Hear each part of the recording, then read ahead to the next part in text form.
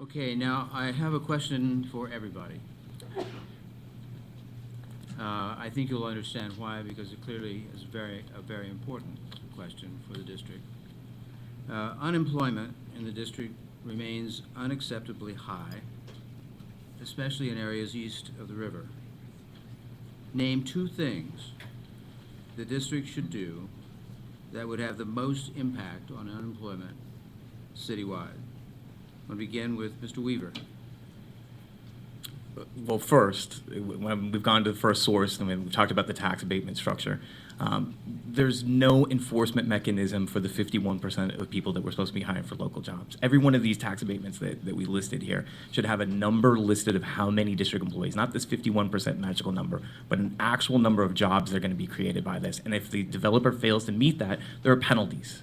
Second part of this, and it goes back to the juvenile justice issue, which is youth rehabilitative services here in the district. When you have young offenders that are coming into the system, there's a 60-bed facility at New Beginnings. That is the only place where kids are getting the wraparound services that they need. Drug treatment, mental health screenings, Shakespeare theater. When they get into when they get into group homes, all of those wraparound services are leaving. So the things that Mr. Marr was talking about in terms of job training facilities have to be implemented at those levels, particularly when you have kids that are one of the 2,000 juvenile offenders in the system. They have to see a light at the end of the tunnel to be able to understand that they are going to have a value to a world of work beyond crime. Mr. Page? Yes. One of my proposals, I think, one of my proposals is there should be a tax credit for businesses that hire young youth, and also, well, specifically youth who complete vocational training, and so that there's a job at the end of the tunnel for these youth, so they're not just going through a vocational training course, and at the end of the course there's no job waiting for them. That would provide a lot of hope for the young people. I'm sorry. Let me refocus. This question is about this is about. Repeat it one more time for me. I'm sorry. I want to be focused. Okay, you're going to have to really answer You can take it out of my time. I don't care. I just want to be focused. Unemployment in the district remains unacceptably high, especially in areas east of the river. Name two things. Thank you. That's all I needed, because I was still answering the youth crime question from before. I'm sorry. My apologies. One of the things is, obviously, I think we need more support for vocational training across the board. I only have 15 seconds now because I botched my time. And we need to give tax incentives to businesses to hire district residents, as Mr. Weaver so astutely stated. We also need to put teeth in the first source laws, so that there are penalties for the failure to hire district residents as agreed on contracts with the city. Thank you. Okay, Mr. Patterson? Very succinctly, I think we should move first source away from DOES and move it over to the Deputy Mayor's Office of Economic Development and Planning, for the simple fact that we need to make sure that it actually has some teeth. I don't believe that first source at this particular time has any real teeth and enforcement into it, and I believe the Deputy Mayor's Office of Economic Planning could do better at that. And secondly, we have to make sure that we continue to support the community college. The community college was created to make sure that we are marketing people and training them into the markets that we need them to go into for job employment. We have gone through a period where we are creating jobs in the District of Columbia, but our people in the District of Columbia are not prepared to take those jobs. I believe since 2009, we've created 28,000 jobs, and about 4,000 of those jobs actually went to district employees. So we need to do a better job of training, and I believe the community colleges can be a very good source of that. Mr. Mays? Yes. The two things that I think are critically important is that we better run our jobs program for children and for young adults. Our summer jobs program has been abysmal in the last few years, and it needs to be really targeted at preparing people for a world of work that gives them an entry-level point in which they know what it means to have a job, to show up on time, to be prepared, to gain skills that are useful to an employer. Vocational training at the middle school level, I believe, needs to start to happen so that kids who have other kinds of skills, we'll begin to look at them in a way to turn them into entrepreneurship opportunities. And finally, that we have increased child recreation programs and all, that our Roving Leaders program can in fact help people get involved with. Mr. Orange? Yeah. What we have to do is we have to project when the jobs are coming online and then train to the projections. For example, the Convention Center Hotel downtown, 1,600 construction jobs, 1,000 jobs in the hotels. We know when they're coming online. We should be looking in the District of Columbia to make sure that we have people trained for those jobs and bring them online as those projects are realized. 20,000 jobs are going to come to the Department of Homeland Security when they start that project. We should right now be looking at the projections, when we will need this workforce, and do we have that in our population? And if we don't, train. That's where our training dollars need to go.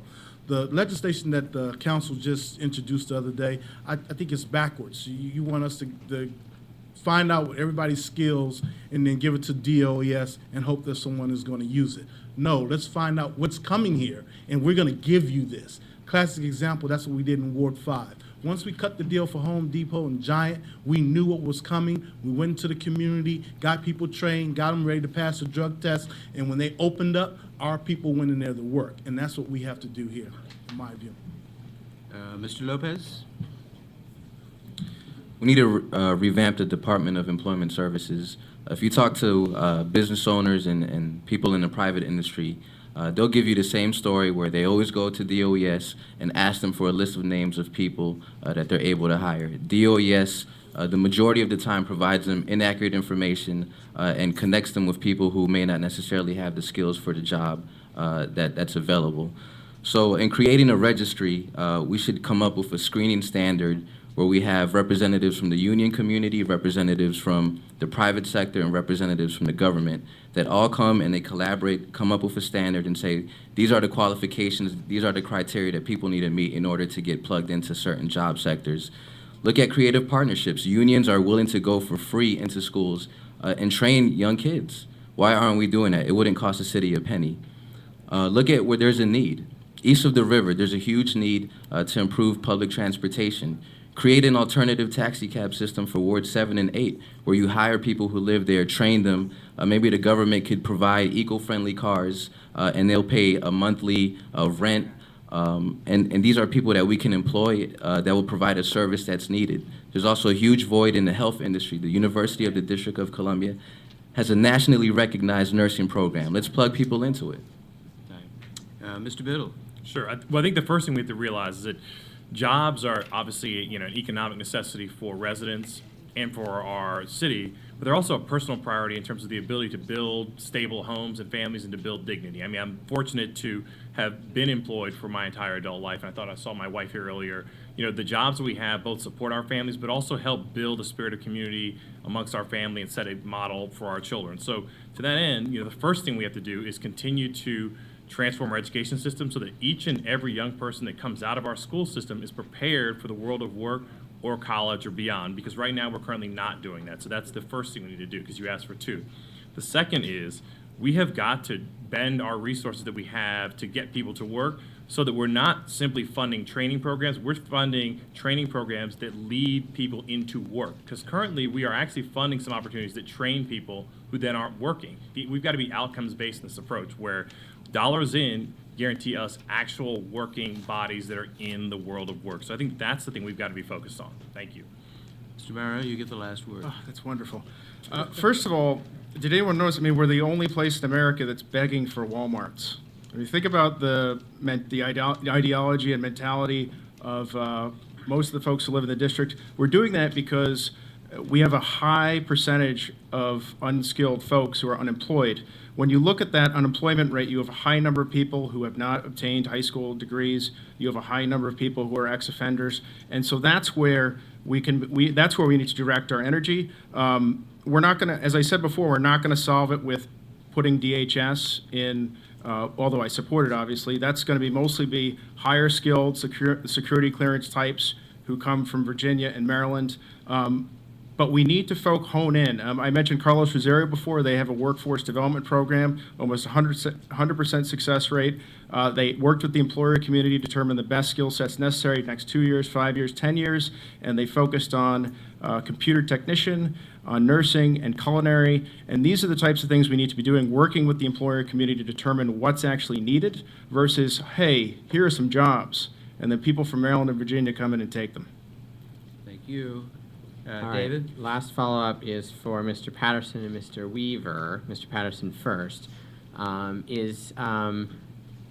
now, sometimes there's a dynamic where charter schools are seen as being a zero-sum game between them and DC public schools. The more they succeed, the more people come away from charter school, from DCPS. Do you see that as being the future of charter schools? How is that dynamic going to play out? To me, I don't think it's been a zero-sum type of game. I think charter schools have been very helpful in trying to give new, innovative ways of educating our children.